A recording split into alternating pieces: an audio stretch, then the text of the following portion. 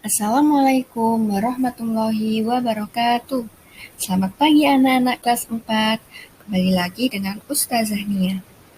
Pada kesempatan hari ini, setelah kita tadi melakukan presensi secara virtual, kita akan belajar mapel akidah. Nah, hari ini kita adalah KBM online setelah melakukan UTS pada semester 1. Ini adalah hari pertama, maka kita tetap harus semangat. Nah, hari ini kita akan belajar tentang hak-hak istimewa Allah. Ada apa saja?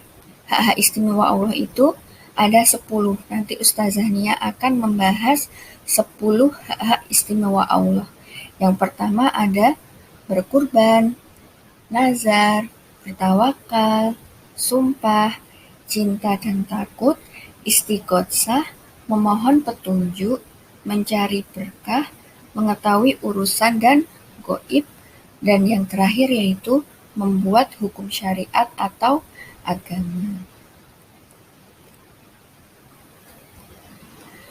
Apa itu hak-hak istimewa Allah? Jadi hak-hak istimewa Allah adalah semua ibadah. Nah, jadi semua ibadah yang dilakukan karena Allah itu merupakan hak-hak istimewa Allah. Pertama, kita akan membahas tentang berkurban. Tentunya anak-anak sudah paham tentang berkurban karena dulu di kelas 4, di kelas 3 kita pernah belajar mengenai berkurban.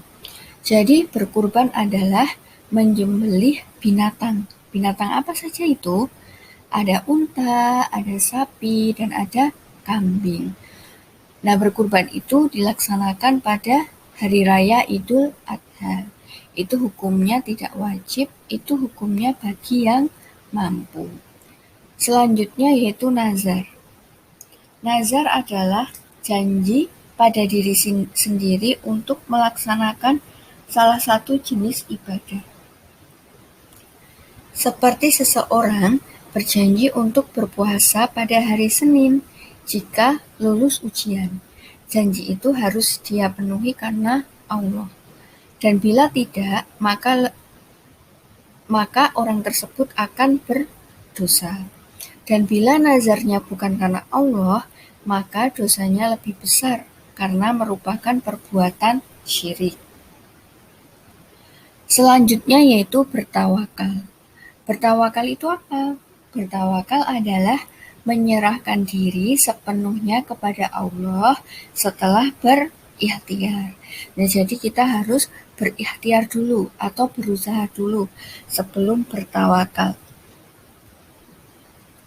Selanjutnya ada sumpah. Sumpah yaitu bersumpah dengan menyebut nama Allah seperti demi Allah atau demi Tuhanku. Tidak boleh bersumpah dengan selain Allah, karena selain Allah adalah makhluk yang tidak mampu menjadi saksi yang sesungguhnya dan tidak mampu memberi pahala. Tidak boleh sumpah seperti demi Bapak, demi jin, demi Nabi Muhammad, demi Ka'bah, dan sebagainya. Selanjutnya yaitu cinta dan takut. Cinta dan takut yang paling tinggi wajib kita tunjukkan hanya kepada Allah Subhanahu wa Ta'ala. Jadi kita cinta yang paling tinggi kita adalah kepada Allah, dan takut yang paling tinggi kita adalah takut kepada Allah. Sebab yang memiliki balasan surga dan neraka adalah Allah. Selanjutnya yaitu istighosah. Apa itu istighosah? Istighosah adalah memohon keselamatan hanya kepada Allah Subhanahu wa Ta'ala saja. Jadi kita tidak boleh memohon keselamatan kepada kecuali Allah. Contohnya kepada jin atau kepada gaib atau kepada dukun. Itu tidak boleh. Jadi kita hanya boleh memohon keselamatan hanya kepada Allah saja. Selanjutnya yaitu memohon petunjuk. Memohon petunjuk ditunjukkan kepada Allah Subhanahu wa Ta'ala saja, karena hak memberi petunjuk hanyalah Allah Subhanahu wa ta'ala. Selanjutnya yaitu mencari berkah.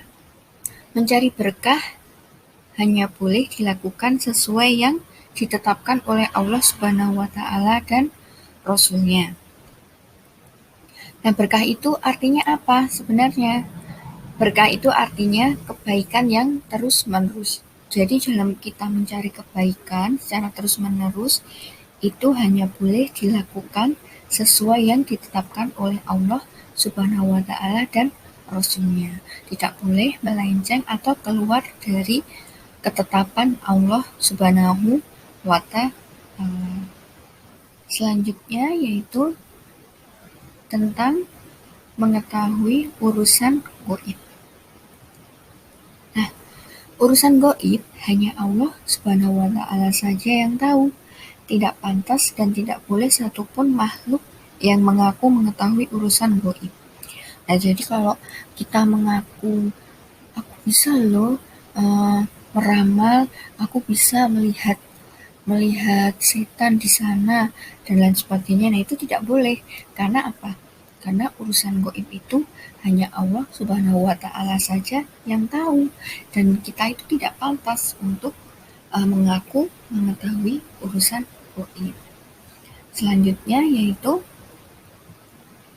membuat syariat, hukum syariat atau agama. Membuat hukum syariat atau agama adalah hak Allah Subhanahu wa Ta'ala. Manusia harus menerapkan syariat berdasarkan Allah Subhanahu wa Ta'ala. Nah, jadi ketika Allah sudah membuat hukum syariat atau agama, maka kita itu wajib untuk menerapkan syariat berdasarkan syariat Allah yang telah Allah buat. Nah, jadi kalau kita membuat syariat sendiri itu tidak boleh. Jadi kita hanya melaksanakan hukum syariat atau agama yang telah dibuat oleh Allah Subhanahu wa Ta'ala, dan kita tidak boleh melanggar. Seperti itu. Nah, sekian pelajaran akidah pada hari ini. Semoga pembelajaran akidah pada hari ini bermanfaat untuk anak-anak, dan jangan lupa untuk tetap selalu menjaga kesehatan karena pandemi COVID-19 ini belum selesai. Ustazahnya harap anak-anak tetap semangat untuk mengikuti KPM online walaupun kita masih KPM online secara daring. Insya Allah secepatnya semoga pandemik ini segera diangkat oleh Allah dan kita dapat belajar seperti sedia kala. Amin amin ya robbal alamin. Sekian dari Ustazah Nia. Wassalamualaikum warahmatullahi wabarakatuh.